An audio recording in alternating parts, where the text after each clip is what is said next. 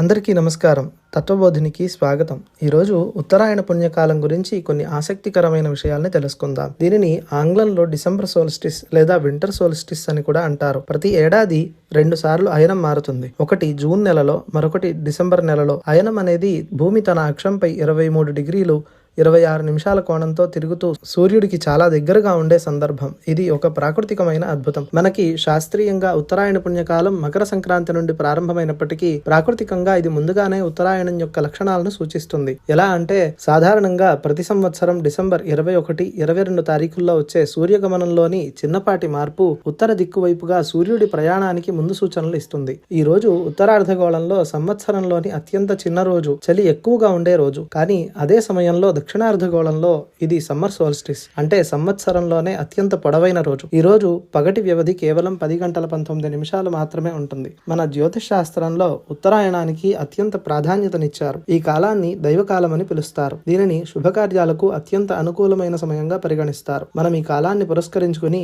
అనేక పండుగలను చేసుకుంటాం. ఈ ఉత్తరాయణం మానవ జాతికి ప్రకృతితో ఒక ప్రత్యేక అనుబంధాన్ని గుర్తు చేస్తుంది. ఇది పగటిపూట చిన్నదిగా ఉన్నప్పటికీ నూతన శక్తిని తీసుకొస్తుంది. ఈ సోల్స్టిస్ విశేషాలు మీకు నచ్చాయా? ఇలాంటి మరిన్ని ఆసక్తికరమైన వీడియోల కోసం మా ఛానల్ని సబ్స్క్రైబ్ చేయండి. మీ అభిప్రాయాలను కామెంట్స్ ద్వారా తెలియచేయండి. ధన్యవాదాలు.